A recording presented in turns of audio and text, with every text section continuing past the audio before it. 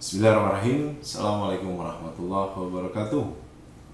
Baik, ketemu lagi ya dengan saya dalam sesi perkuliahan mengenai algoritma dan pemrograman. Pada video kali ini saya akan membahas mengenai larik atau dalam bahasa istilahnya dinamakan sebagai arrays. Kita mulai dari definisinya terlebih dahulu. Larik atau array adalah merupakan kumpulan objek yang bertipe sama yang disimpan dalam nama yang sama secara kontinu dalam suatu memori. Jadi objek ini tipenya sama. Kemudian kontinu itu artinya berarti dia berurut-urut. Array ini tidak seperti variabel-variabel pada biasanya ya. Jadi array itu dapat menyimpan banyak value-nya. Jadi biasanya kalau misalkan saya menginisiasi variabel integer, misalkan integer number, berarti numbernya hanya satu value. Nah di sini saya bisa memasukkan beberapa value atau beberapa nilai. Contohnya ya, ini tadi yang sudah saya bilang ya, misalkan integer count. Count ini tipenya integer, tapi dia hanya merupakan satu value-nya, yaitu 1, 2, 3, 4, 5. Kemudian kalau saya punya variable price dengan tipenya float, sama, dia juga hanya satu ya, satu value ya, satu nilai ya. Walaupun 56,981 ini kan satu nilai, tidak bisa saya menambahkan lain kan. Nah itu. Jadi kalau letter pun satu karakter yaitu A, ini kan hanya satu value-nya. Nah sekarang kita belajar bagaimana kalau saya menyimpan ada A, ada B sendiri, ada C sendiri, ada D sendiri gitu dalam value-value. Jadi value-nya tidak cuma satu. Jadi contohnya adalah seperti ini, misalkan days enough memory for 6 integer. Jadi elemen pertama, elemen kedua, elemen ketiga, elemen keempat, elemen kelima, elemen keenam. Di sini saya bisa tulis dengan misalkan angka 12, kemudian di sini 14, kemudian 20, kemudian 16, kemudian 18, kemudian 10. Ini bisa. Jadi kalau tadi kan saya masukkan angka, masukannya hanya 12 tok. Tidak bisa yang lainnya. Makanya itu dinamakan satu value. Tapi kalau ini kan saya punya berapa? 6 value. Nah, sekarang kita akan memulai menginisiasi dulu ya, memberikan penjelasan mengenai arti-arti yang berada di ruas kiri. Char, letter, nah di sini adalah cara untuk membuat dia menjadi array. Jadi membuat dia menjadi beberapa value. Kalau misalkan char, letters ada 25 dikasih kurung siku seperti ini, maka number of elemennya ada 25. Jadi kayak semacam saya bisa memasukkan letter sebanyak 25. Oke. Kemudian masing-masing elemennya bernilai 1 byte sehingga size of the array ya, size of the array-nya adalah 25 kali 1. Kemudian short range ada 102 ya, 2 byte jadinya 200. Jadi kita lebih menekankan pada ininya. Oh, berarti ini ada 100 tempat, ini ada 84, ini ada 12, ini ada 1000. Oke, jadi caranya menginisiasinya adalah dengan menambahkan tanda kurung siku. Kalau kosong berarti nanti dia tak berhingga. Untuk menunjukkan suatu elemen spesifikasi, larik adalah seperti ini ya. Nama larik, posisi itu angka. Contohnya misalkan nama lariknya apa? Nah, di sini posisinya apa? Elemen pertama itu berada di posisi 0. N elemen dari larik bernama C, berarti C0, C1 sampai Cn-1. Berarti kalau misalkan saya punya C0 sampai C11 di sini, maka C-nya ada C12 sih. Elemen lariknya namanya apa? Nanti ditulis 12 karena ada 12 elemen di sini. Tapi dimulai dari 0. Gitu ya. Jadi kalau misalkan 0, saya tuliskan min 45, ini 6, ini 0, ini 72, dan seterusnya. Nah kalau mau lihat posisi, itu posisinya seperti ini. Mendeklarasikan larik. Saat mendefinisikan larik, spesifikasikan. Yang pertama, nama lariknya dulu. Kemudian tipe lariknya. Tipe itu kayak integer, float, dan lain sebagainya. Kemudian jumlah elemennya. Nah, jadi gini. Jadi contohnya adalah integer C10. Berarti kalau integer C10 artinya saya akan mempunyai larik C namanya ya, tipenya integer dan panjangnya ada 10. Gitu.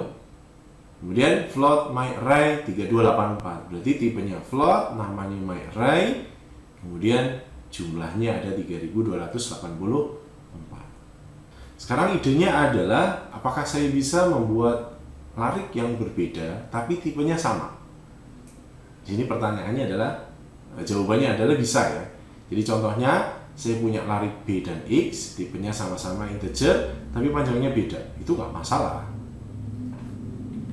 Contohnya misalkan pada saat inisialisasi integer N 5 sama dengan 1, 2, 3, 4, 5. Ini saat inisialisasi loh ya. Jadi inisialisasi itu adalah sudah ditentukan di awal bahwa N5 itu isinya 1, 2, 3, 4, 5. Kalau kalian menuliskannya integer N5 adalah 0, harusnya 5, tapi di sini 0, maka dia sama saja dengan mengartikan 0, 0, 0, 0, dan 0. Jadi semuanya adalah 0. Jika ukuran tidak ditentukan lebih dahulu, banyaknya inisialisasi yang menentukan ukurannya. Jadi kalau integer n kosong kok di sini ada 5, berarti ini adalah 5. Jadi pada saat inisialisasi ini agak penting nih di sini. Oke, contohnya integer A10, berarti di sini isinya adalah A0 sampai A9 ya. 10 integer. Double B20, berarti larik dengan 20 long floating point gitu ya. B0 sampai B19. Dalam C++, indeks larik selalu dimulai dari 0, seperti yang sudah saya utarakan sebelumnya. Contohnya, kalau misalkan integer C kosong, ya, berarti integer C larik dengan jumlah integer yang tidak diketahui. Makanya tadi saya bilang ini bisa tak terhingga. C0, C1, C maksimal min 1. Nah, kemudian apabila ada integer D10 terus ada 20, nah berarti gimana isinya? Larik dengan 10 baris, setiap baris mempunyai larik yang terdiri dari 20 integer. Bisa dibayangkan ya, di D00, D01, D019, D10. Jadi bayangannya kayak apa ini? Kayak sebuah matriks, betul ya? Kayak sebuah matriks. Jadi D00 itu adalah di posisi pertama, D01, D02 sampai D09, nanti D10, D11, D12, dan seterusnya. Jadi kan bentuknya kayak sebuah matriks. Jadi bisa kita membuat sebuah matriks. Caranya adalah menggunakan array. Kemudian elemen-elemen lariknya dapat digunakan dimanapun sama penggunaannya seperti dengan penggunaan variabel dengan tipe yang sama. Contohnya di sini adalah A3 sama dengan X plus Y, di mana X sama dengan Y min A3, Z sama dengan sin AI plus cos B, J. Jadi penggunaan dari larik itu sama dengan kayak variabel biasa gitu. Jadi tidak ada pembedanya, hanya saja isinya itu banyak. Jadi kalau variabel itu isinya cuma satu, kalau larik itu ada lebih dari satu. Bentuk umumnya bisa dikatakan nama larik, ekspresi integer, ini seperti ini, tipenya sama seperti tipe lariknya. Kemudian definisi, ini definisi elemen ya. Indeks larik adalah ekspresi antara dua kurung siku. Elemen larik biasanya digunakan dalam pengulangan looping for I sama dengan 0, I kurang dari maksimum, ini contohnya. Jadi penggunaan larik ini biasanya untuk yang looping, iterasi. Biasanya hanya untuk yang iterasi-iterasi. Contohnya, this program asks the user for the number of hours worked by 6 employees. It uses a 6 element integer array to store the value. Jadi program ini memberikan user number of hours worked by 6 employees. Jadi ini hanya menunjukkan bahwa kita harus memasukkan jam kerja dari 6 pekerja.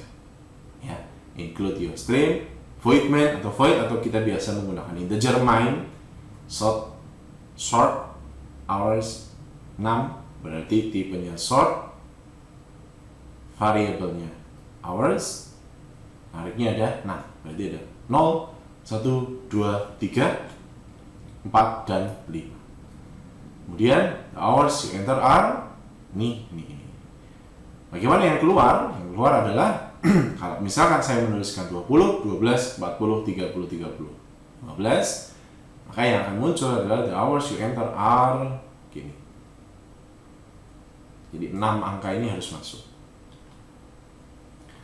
Jadi 20 itu pada hours 0, kemudian 12 adalah hours 1 dan seterusnya. Berarti di sini pada gini ya. Contoh duanya adalah this program as a user for the number of hours work by 6 employees. It use a 6-element sort array to store the value. Jadi sama saja. Enters the hours work by 6 employees. Dia pakainya adalah iterasi. Kalau tadi kita pakai manual biasa, ini menggunakan iterasi for integer count-nya 0, count-nya kurang dari 6, maka yang harus saya masukkan adalah hours count. Kalau count-nya 0, berarti masukkan 0, ya. Nanti keluarnya akan sama. Jadi ini adalah penulisan program yang berbeda, tapi dengan tujuan yang sama. Dan yang ketiga pun, ya sama, gitu ya. Nah, jadi nanti akan seperti ini. Kemudian kita masuk ke inisialisasi lari. Integer A5 itu saya isi dengan 2, 4, 8, 16, 32, itu inisialisasi saya.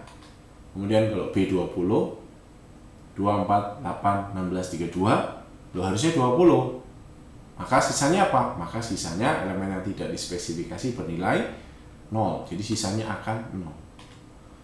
Kemudian kalau C4, itu C4 harusnya ada 4, tapi saya menuliskan berapa? 5, maka error. Maka akan muncul error. Kemudian kalau D5, maka 4 kali N hanya otomatis narik diinisialisasi menggunakan ekspresi. Kemudian EN sama dengan 1, maka elemen ke-0 diinisialisasi berisi 1, elemen yang lainnya adalah 0. Jadi ini pertama saja, nanti sisanya adalah 0 semua. Kemudian penentuan ukuran larik implisit, secara implisit ya, integer days kosong 3128. Ini apa ini 3128? Ini kayak semacam jumlah hari dalam 1 tahun ya, Januari, Februari, Maret, April, Mei, Juni, Juli, Agustus, September, Oktober, November, Desember. Larik dibuat sebanyak nilai awal. Dalam kasus ini ada 12 elemen. Saya tidak perlu menuliskan 12, maka otomatis dia akan 12.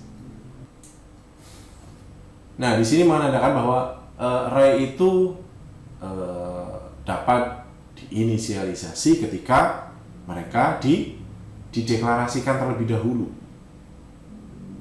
Jadi misalkan integer day 12. Nah, kalau saya ngomong 12 di sini kan harus dideklarasikan dulu.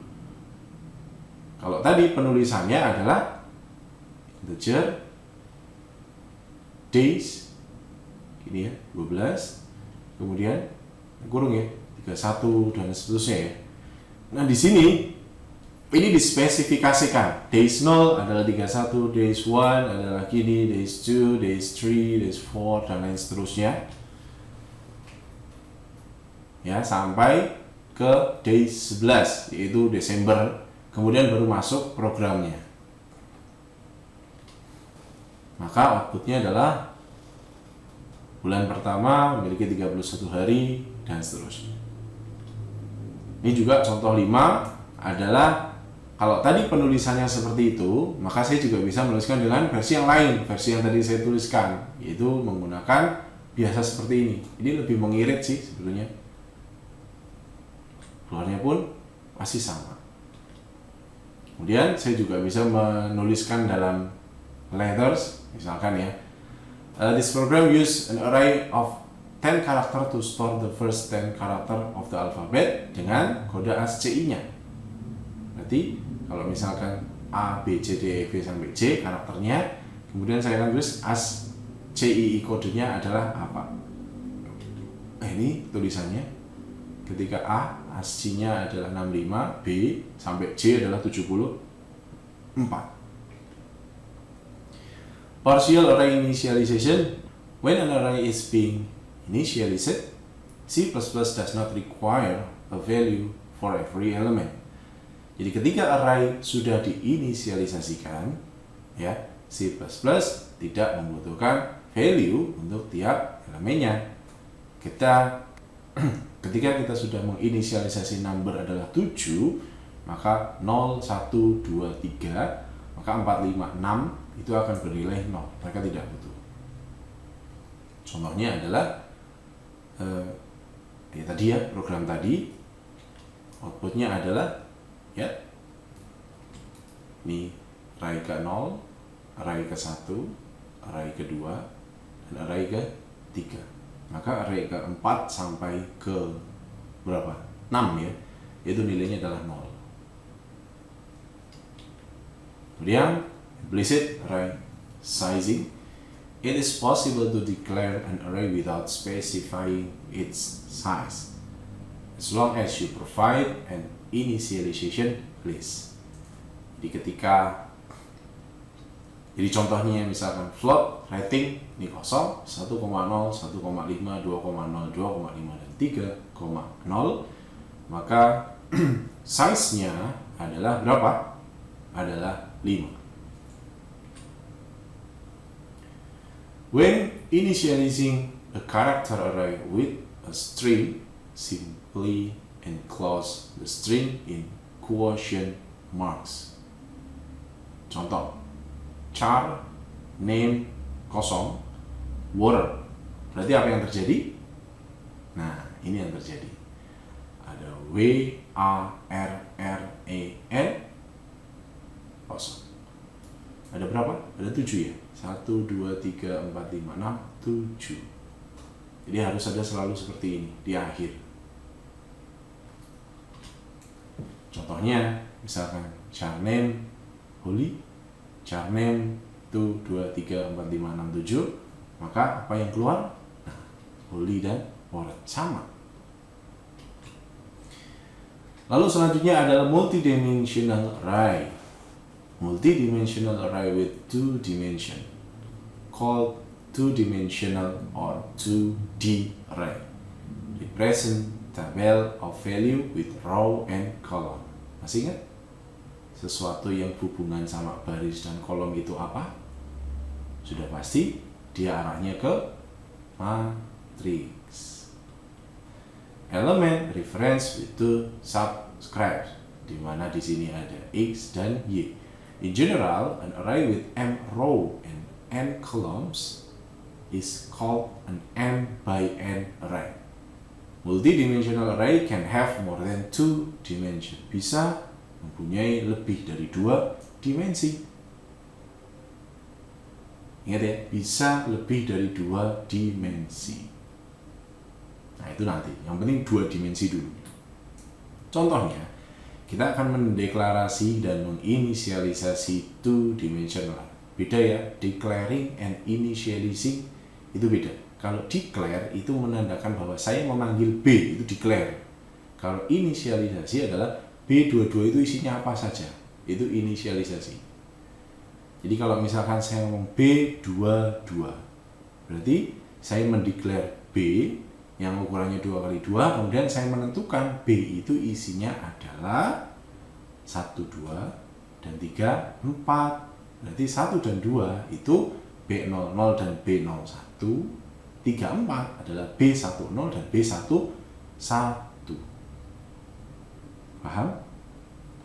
Jadi hasilnya seperti apa? Di hasilnya adalah saya punya 1, 2, kemudian 3 dan 4. Dan ini dipisahkan dalam suatu kotak. Nah, gini. Kemudian sama juga dengan integer B22, 1 dan 34. Nah, 1 ini row 0 row 0 contains value 1 dan 0, implicit initialized to 0. Jadi kalau misalkan ini cuma 1, ya harusnya kan ada koma lagi, ya berarti sisanya 0. Berarti kalau yang kedua ini nanti sisanya adalah 1, 0 dan 3, 4. Saya pisahkan begini saja. Dan inilah contoh dari program C++ nya, yaitu ketika inisialisasi dan deklarasi, dimana di sini integer array pertama ukurannya 2x3, isinya adalah seperti ini. Kemudian integer array kedua ukuran 2x3 juga, tapi isinya seperti ini, ya. Ini juga sama 2x3 tapi isinya seperti ini. Nah, bedanya apa? Nanti bedanya adalah seperti ini. Jadi ketika array 1, maka munculnya urut ya, 1, 2, 3, 4, 5, 6. Jadi ini sesuai yang kita harapkan, 1, 2, 3, 4, 5, 6. Kemudian array kedua, kalau kita menuliskannya 1, 2, 3, 4, 5 tanpa ada kurung kurawal atau apapun di sini, maka penulisannya akan secara urutannya begini, 1, 2, 3, kembali lagi ke sini, 4, 5. Harusnya apa? Harusnya ada satu lagi nih, dikasihlah angka 0. Kemudian kalau 1, 2, dan 4, maka kita bisa prediksi nanti 1, 2, 0, dan 4, 0, 0. Nah, ini ya. Ini adalah programnya seperti ini.